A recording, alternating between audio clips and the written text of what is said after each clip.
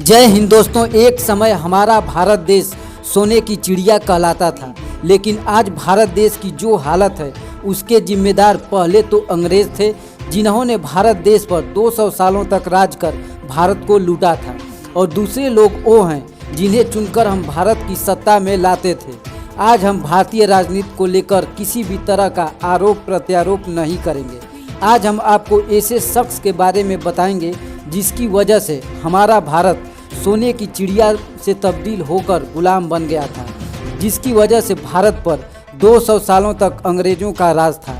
Robert Clive यह वही शख्स है जिसने भारत में अंग्रेजों की किस्मत लिखी थी।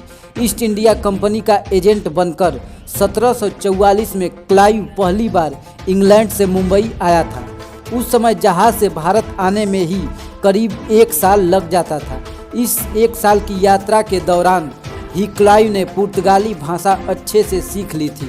उस समय मुगल बादशाह औरंगजेब की मृत्यु हो चुकी थी, जिस कारण साम्राज्य कमज़ोर हो चुका था।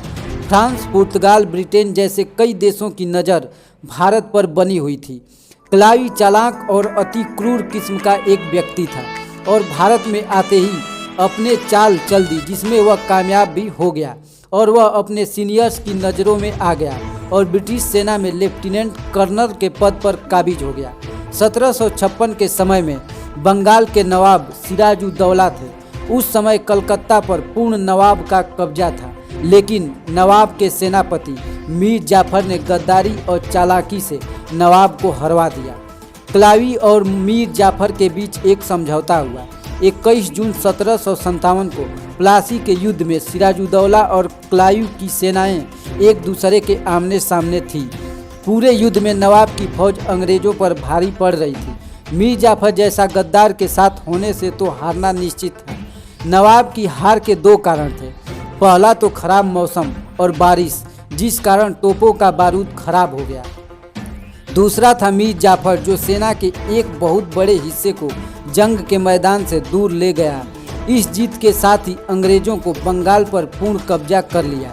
1764 में बक्सर की लड़ाई में भी रॉबर्ट क्लाइव ने चालाकी और धोखेबाजी से जीत दर्ज कर ली।